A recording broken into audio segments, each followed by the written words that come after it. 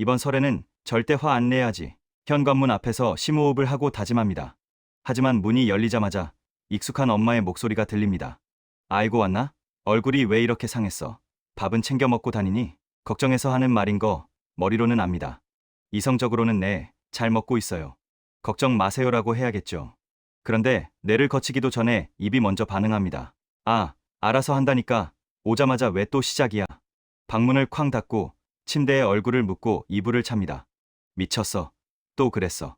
내가 왜 이러지? 밖에서는 상사가 말도 안 되는 지시를 해도 네, 알겠습니다 하며 사회생활 만렙을 찍는 당신. 왜 부모님 앞에서는 세상에서 제일 예의 없는 방구석 여포가 되는 걸까요? 심리학에서는 이를 도어 웨이 이펙트라고도 부릅니다. 문지방을 넘는 순간 뇌의 정보 처리 방식이 완전히 바뀌는 현상이죠. 당신이 불효자라서 화를 낸 게 아닙니다. 현관문을 넘는 순간 당신의 뇌가 사회적 가면을 벗고 무장해제되었기 때문입니다. 오늘 마음이 과학은 명절마다 반복되는 이 미스터리한 분노의 원인을 진화심리학과 최신 뇌과학 이론으로 완벽하게 변호해 드립니다. 우리가 타인에게 예의 바르게 행동하는 이유, 여러분은 뭐라고 생각하시나요? 도덕심, 가정교육, 인성? 냉정하게 말하면 뇌과학적으로 예의는 도덕이 아닙니다. 철저한 생존 전략입니다. 수만 년 전 원시 시대를 상상해 보세요. 뇌에게 낯선 타인은 언제 돌변해서 내 등을 찌를지 모르는 잠재적 위협입니다. 그래서 뇌는 타인과 있을 때 항상 경계 태세를 유지합니다. 상대방의 기분을 거스르지 말아야 해. 약점을 잡히면 안 돼. 회사에서 김 부장님이 헛소리를 해도 웃어넘기는 건 당신의 인성이 훌륭해서가 아닙니다. 당신의 뇌가 저 사람을 적으로 만들면 내 생존이 위험해라고 판단해서 코르티솔이라는 스트레스 호르몬을 태워가며 친절이라는 방어막을 치고 있는 겁니다.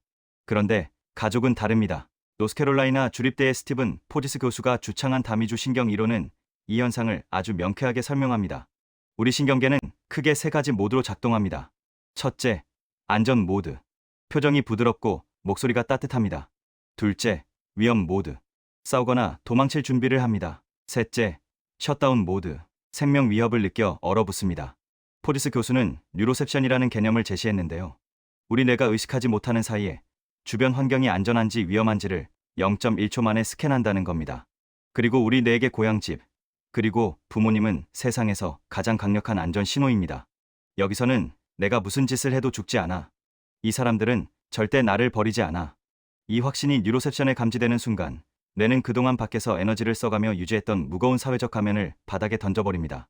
긴장이 풀리면서 가장 날 것의 감정과 짜증이 필터 없이 튀어나오게 되는 거죠. 즉, 방구석 여포라는 현상은 찌질한 게 아닙니다. 역설적으로 그곳이 세상에서 가장 안전한 곳이라고 당신의 뇌가 인증한 겁니다.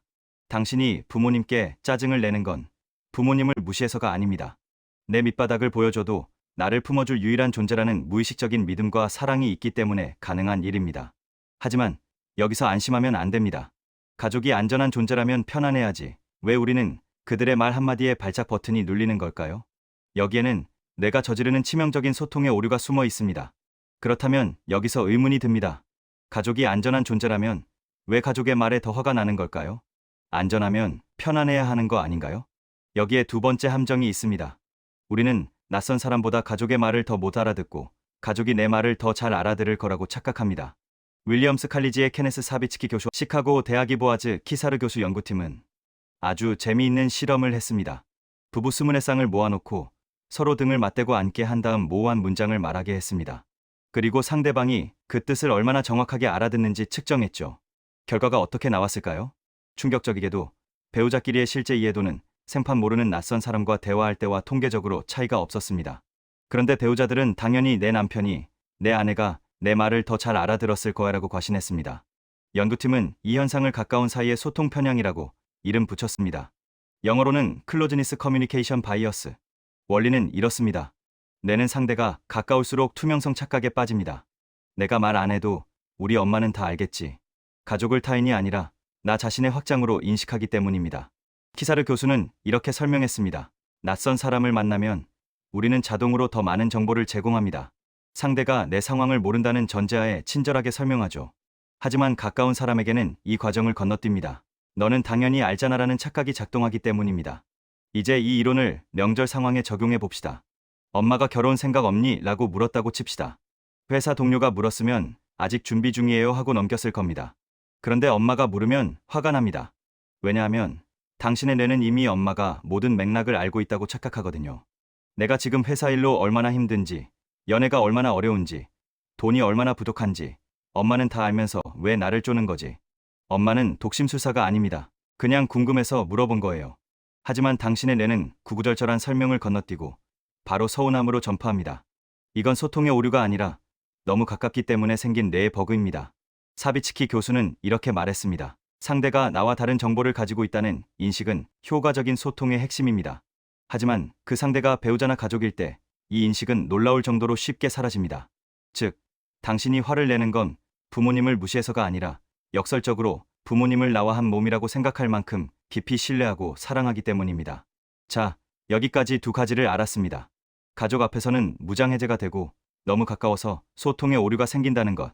그런데 여기서 한 가지 의문이 듭니다. 아무리 내가 착각을 했다고 해도 부모님 말씀이 다 틀린 건 아니잖아요. 건강 챙겨라. 돈 아껴 써라. 객관적으로 보면 다 맞는 말이고 나 잘되라고 하는 소리입니다. 그런데 왜 그 말이 고막에 닿는 순간 혈압이 오르고 청개구리처럼 반대로 행동하고 싶어질까요? 심리학자 잭 브램은 이를 심리적 반발심이라고 정의했습니다. 영어로는 Psychological Reactance. 인간의 뇌는 자율성을 목숨처럼 중요하게 여깁니다. 내 인생은 내가 통제한다는 감각이 생존의 핵심이기 때문이죠. 그런데 누군가 이래라 저래라 조언을 하는 순간 뇌는 그 내용보다 그 의도를 먼저 감지합니다. 경고 타인이 나의 통제권을 침해하려고 함. 이 경보가 울리면 뇌는 즉각적으로 저항 모드로 돌입합니다. 상대의 말이 논리적으로 옳은지는 중요하지 않습니다. 일단 내 자유를 지키기 위해 무조건 아니, 내가 알아서 한다니까 라고 반격하는 겁니다. 특히 부모님은 어릴 때부터 나를 통제해온 가장 강력한 존재죠. 그래서 친구가 너 운동 좀 해라고 하면 그래야지 하고 넘기지만 부모님이 똑같은 말을 하면 뇌의 편도체가 또 시작이다. 방어해 라고 비명을 지르는 겁니다. 더 충격적인 사실이 있습니다. 부모님의 잔소리가 유독 아프게 들리는 이유, 단순히 기분 탓이 아닙니다. UCLA의 나오미 아이젠버거 교수는 사이언스지에 아주 획기적인 논문을 발표했습니다.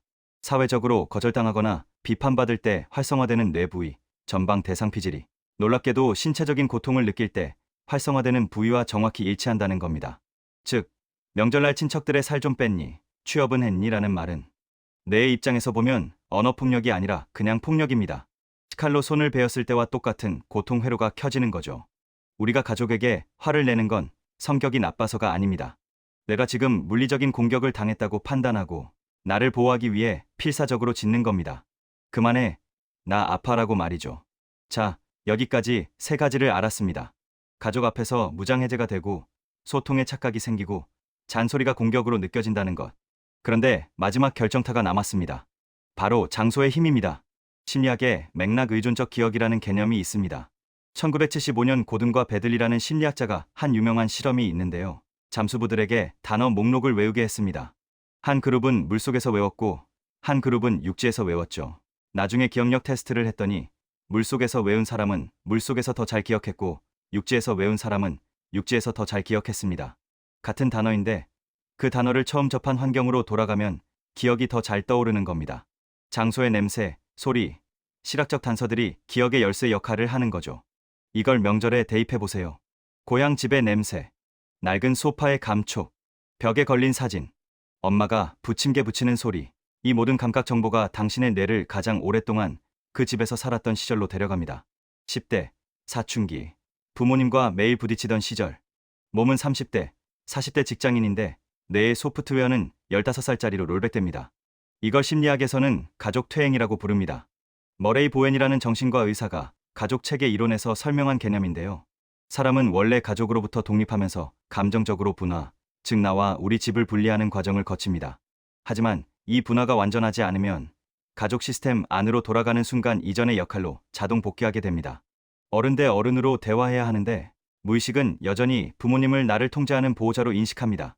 그래서 조언이 조언으로 안 들리고 잔소리나 간섭으로 들려서 사춘기 때처럼 방문 닫고 들어가 버리는 겁니다. 흥미로운 건 이게 고향 집에서만 일어나는 게 아니라는 겁니다. 전화통화만으로도 비슷한 현상이 나타납니다. 엄마 목소리의 톤, 억양, 말투. 이런 청각 단서만으로도 뇌는 충분히 과거의 회로를 활성화시킬 수 있습니다. 명절에 유독 짜증이 느는 건 고향 집이라는 공간이 주는 감각 정보가 총동원되면서 뇌의 시간 여행이 최고조에 달하기 때문입니다. 그런데 여기서 한 가지 더 짚어야 할 게 있습니다. 그래도 어른인데 참아야지 하면서 명절 내내 감정을 눌러놓은 분들. 그분들의 뇌에서는 어떤 일이 벌어질까요? 한의학에서는 이걸 화병이라고 부릅니다. 경희대 한방병원 김윤아 교수에 따르면 과거에는 중년 여성에게서 주로 나타나던 명절 후 화병 증상이 최근에는 10대에서 30대 젊은 층에도 흔하게 나타나고 있다고 합니다. 뇌과학적으로 보면 이 과정은 이렇게 설명됩니다. 감정을 억제한다는 건 전전두엽이 편도체의 활성화를 억지로 누르고 있다는 뜻입니다. 이건 엄청난 에너지를 소모하는 작업이에요. 그리고 이 과정에서 코르티솔이라는 스트레스 호르몬이 계속 분비됩니다. 급성 스트레스에서는 코르티솔이 보호 역할을 하지만 만성적으로 분비되면 이야기가 달라집니다. 옥스퍼드 대학과 하버드 의대의 연구들에 따르면 만성 스트레스는 해마의 부피를 줄이고 반대로 편도체는 비대해지게 만듭니다. 기억력과 학습을 담당하는 해마가 쪼그라들고 위협을 감지하는 편도체가 커지는 겁니다. 쉽게 말하면 스트레스를 참으면 참을수록 뇌가 점점 더 불안하고 예민한 쪽으로 재구조화된다는 거죠. 명절마다 참고 또 참는 것이 단순히 기분의 문제가 아니라 실제로 뇌의 물리적 구조를 바꿀 수 있다는 겁니다. 자, 여기까지 들으면 그러면 명절에 안 가면 되는 거 아니에요? 하실 수도 있습니다. 그런데 뇌과학은 정반대의 이야기도 합니다. 노스캐롤라이나 대학의 에바 텔저 교수 연구팀은 아이들이 위협적인 표정의 사진을 볼 때 뇌가 어떻게 반응하는지를 연구했습니다. 결과는 놀라웠습니다.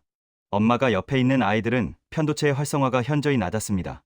그리고 편도체와 전전두엽 사이의 연결이 혼자 있을 때보다 훨씬 성숙한 패턴을 보였습니다. 엄마의 존재 자체가 뇌의 위협 반응을 조절하는 완충제 역할을 한 겁니다. 이걸 사회적 완충 효과라고 부릅니다. 그리고 이건 아이에게만 해당하는 이야기가 아닙니다. 스트레스 연구의 거장 브루스 맥기웬의 연구에 따르면 사회적 유대는 성인에게도 코르티솔 분비를 억제하고 해마의 회복을 돕는 것으로 나타났습니다. 역설적이지만 스트레스를 주는 가족이 동시에 스트레스를 치유하는 가장 강력한 존재이기도 한 겁니다. 그래서 결론은 이겁니다. 명절에 가족을 만나면 피곤해지는 건 정상입니다. 뇌가 무장해제를 하고 소통의 착각이 생기고 잔소리가 물리적 고통으로 처리되고 장소가 시간 여행을 시키기 때문입니다. 하지만 그 과정을 이해하면 마법을 푸는 주문이 생깁니다. 하나, 화가 치밀어 오를 때 딱 3초만 부모님을 남이라고 생각하세요. 우리 엄마가 아니라 직장 상사 김 부장님이다. 상대를 타인으로 인식하는 순간 뇌는 다시 사회적 예의라는 방어막을 작동시킵니다. 둘, 말하기 전에 상대가 내 상황을 모른다고 가정하세요. 엄마는 다 아니까 설명 안 해도 되지가 아니라 처음 만난 사람에게 하듯 한 줄만 더 설명하세요. 요즘 회사가 좀 힘들어서 그래. 걱정해줘서 고마워. 이 한마디가 충돌을 대화로 바꿉니다. 셋, 참기만 하지 마세요. 화장실에 가서 3분만 혼자 있으세요. 뇌의 전전두엽이 재충전할 시간을 주는 겁니다. 이건 도망이 아니라 뇌를 위한 전략적 휴식입니다. 이번 설 연휴 또 욱해서 부모님 가슴에 못을 박았다면 너무 자책하지 마세요. 당신의 뇌가 그만큼 그곳을 안전하게 느끼고 그분들을 믿고 있다는 증거니까요. 다만 그 믿음이 상처가 되지 않도록 오늘 알게 된 뇌의 작동 원리가 당신의 브레이크가 되어드리겠습니다. 지금까지 마음의 과학이었습니다. 새해 복 많이 받으세요.